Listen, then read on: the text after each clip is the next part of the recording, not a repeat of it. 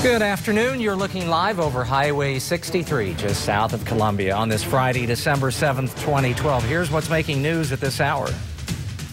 A major break in the Morgan County double murder case. 3 weeks before Christmas, the search is on. Ex-Hostess employees looking for new jobs. And a local landmark will close their doors for good. KOMU 8 News First at 5 starts now. Live from Studio 8A, coverage you can count on in high definition. This is KOMU 8 News First at 5. He did have some injuries, apparently from self-inflicted knife wounds before he was taken into custody. A missing link found in that Morgan County double homicide. Good evening, everyone. I'm Jim Reek. And I'm Dan Kennedy. Morgan County prosecutors have charged a Stover man in connection with Monday's murders of Wayne and Mabel Wells. Ronald Blowers is charged with 2 counts of second-degree murder. Evidence from the scene and information obtained led to the charges being filed. The Morgan County Sheriff's Department thought the victims had been shot, but an autopsy showed they died of blunt force trauma. It's believed a pipe, knife, and screwdriver were used to inflict injuries. Blowers is being held in the Morgan County Adult Detention Center on a $1 million bond. Well, we didn't get much ground on temperatures today. We topped out at 50 degrees, and this morning's low is 47, so there was only a 3-degree spread all day today. Here's a look at live Doppler 8 First Alert radar, and this situation seems to be the one we've been looking at for the last 24 to 36 hours. Just a few sprinkles out there, but mostly a cloudy sky. Temperatures are presently at 49 in Columbia, 52 at Jefferson City, and we're at 48 degrees in Moberly. Heading outdoors this evening, it's definitely jacket weather. It'll be cloudy, kind of foggy, and temperatures holding into the upper 40s for the most part. More on that weekend forecast is coming up on KOMU 8 News First at 5. A couple of updates on some overnight accidents. A wreck this morning on I-70 killed 19-year-old Mizzou student Emily Ferguson. Ferguson was driving the wrong direction and struck a box truck around 3 this morning. She was pronounced dead at the scene. And another young woman is dead following a morning accident. Columbia police responded to a morning wreck this morning on Providence Road. That accident sent 2 people to the hospital in critical condition. 24-year-old passenger Michelle Murrow died this afternoon at University Hospital. The November jobs report is in, and nationwide unemployment numbers are now at 7.7%. That's the lowest since 2008. But even with the numbers going down, the food manufacturing sector lost 12,300 jobs. To help find jobs for displaced workers, the Missouri Department of Economic Development activated the state's rapid response team. And KOMU 8's Stacy Kafka joins us now with more on those efforts. Stacy. When Hostess Bakeries announced it was liquidating their assets, it hit mid-Missouri hard. Not only did the Boonville plant close, but so did several other distribution centers. The Jefferson City Distribution Center employed 12 workers. Around 10 of them attended a meeting today to learn about the state's resources for finding them jobs. The Missouri Career Center says large layoffs aren't common here in mid-Missouri. Big layoffs we haven't seen a lot lately. We have seen more, maybe 1 or 2 from this company, 1 or 2 from the other company. So it's been a while since there's been a big layoff in our area. The state's unemployment numbers will be released on December 21st. A Columbia landmark is closing its doors after 30 years in business. A local music store announced last night it's closing. And KOMU 8's Carly McGuire joins us. Carly, what business are we talking about here? Sometime in the next 2 months, STREETSIDE Records will close. There have been rumors of the store closing in recent years, but last night's announcement made it official. Store manager Nicholas Soha shared the news on the store's Facebook page. So far, neither the store or its parent company, Transworld Entertainment, have given a reason for the store's closing. iTunes and other digital sales are causing music stores across the country to close. Ted Sharp is the assistant manager at another Columbia music store, and he says he's seen CD sales decline in recent years. We've seen a huge increase in vinyl sales and a pretty significant decrease in CD sales. People are downloading a lot of stuff now, and vinyl is like still a physical copy. It's usually collectible because they usually make these in like pretty limited numbers. Now, customers have been coming all day to take advantage of the liquidation sales. I spoke to some who said they were sad to see the store go. I reached out to the store manager, but he declined to comment, citing corporate policy. Reporting live in Columbia, Carly McGuire, KOMU 8 News. Missouri ranks 46th in the country when it comes to funding for non-smoking programs. That's according to a study released today by the American Heart Association, American Lung Association, and other health groups. Missouri has the lowest cigarette tax in the country and some of the highest smoking rates. The CDC recommends $73.2 million a year go for tobacco prevention programs. Missouri only spends about $62,000 on efforts to prevent kids from starting to smoke and helping smokers stop. That's 1/10 of the funding recommended by the CDC. 18.1% of Missouri high school students currently use some sort of tobacco, and that approximately 8,600 students will begin using tobacco this year alone. So that's, as a parent, that's kind of alarming. And hopefully we can see a reduction with the support from the Missouri legislature. In November, Missourians voted no to Proposition B, which called for more revenue for non-smoking programs. Politicians continue to tackle the budget battle. And the Supreme Court will take on same-sex marriage. KMU 8's Meg Pooling has those stories and more in your First Nation report.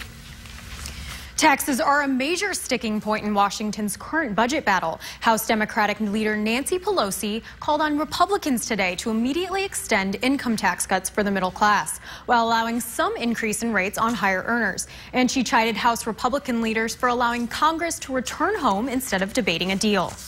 The Supreme Court says it will tackle the issue of same-sex marriage in addition to hearing two constitutional challenges to state and federal laws dealing with the legalization of gay marriage. Today, a one-page order by the justice comes weeks after voters approved same-sex marriage in 3 states. The High Court appeal will likely be held in March with a ruling by late June.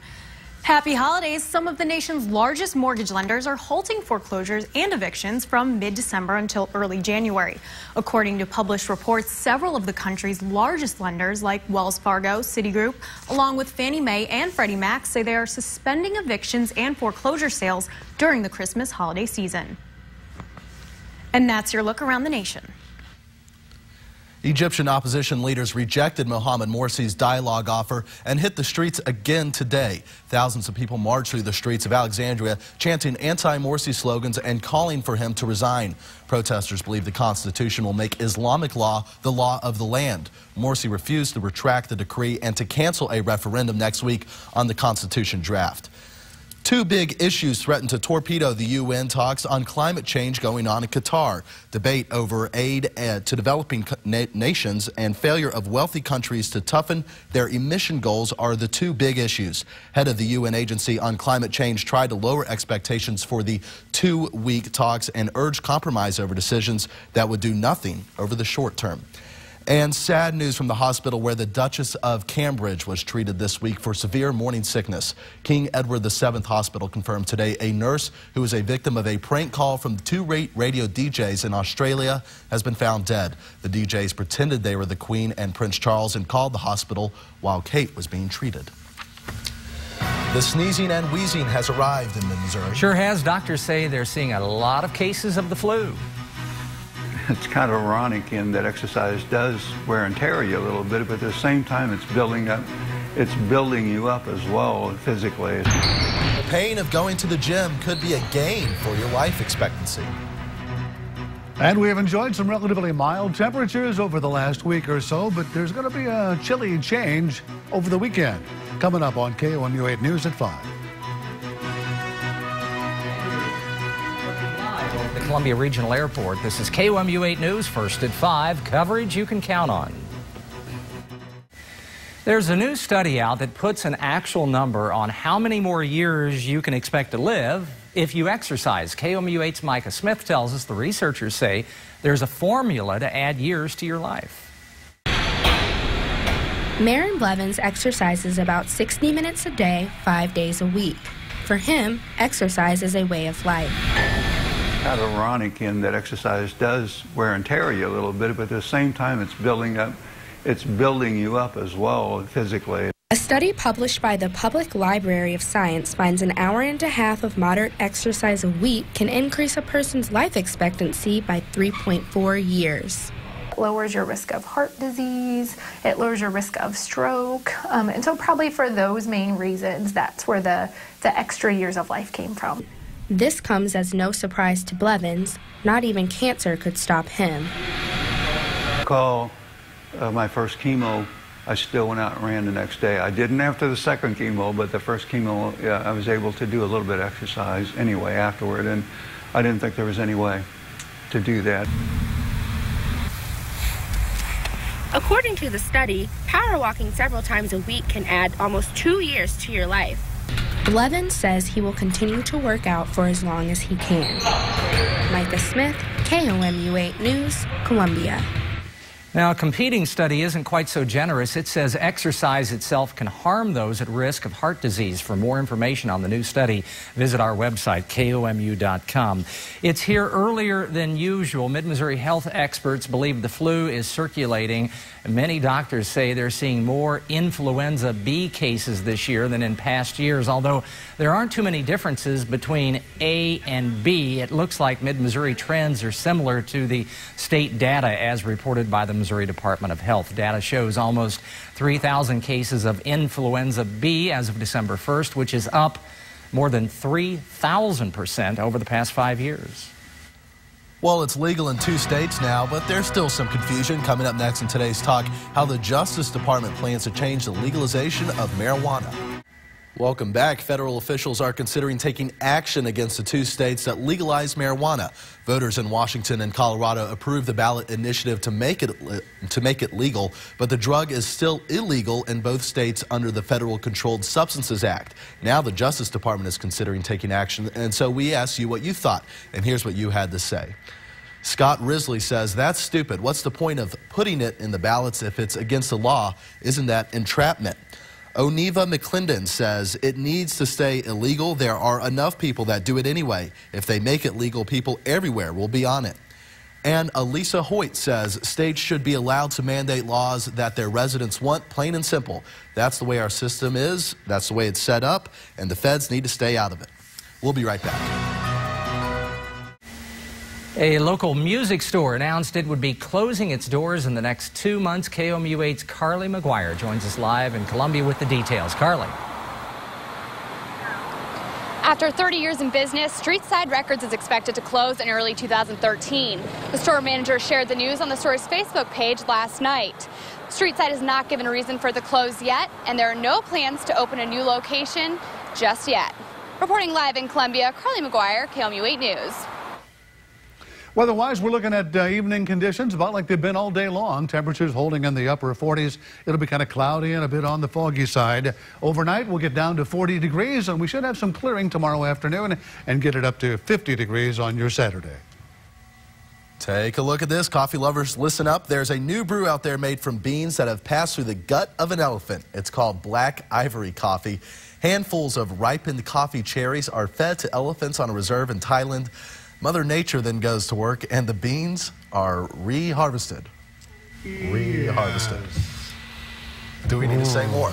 Coming up at 6, students in Boonville are preparing to take an exam, a drug exam. And MU's campus is working to create gender-neutral housing. Did we just run a story about elephants? I was going to get a cup of coffee. I think I'll wait till later. Yeah. We need to proofread that script. I just cannot believe that. Mother okay. Nature reharvested. So. All right, have a great weekend, everyone. We'll be back here at 6. Enjoy your dinner.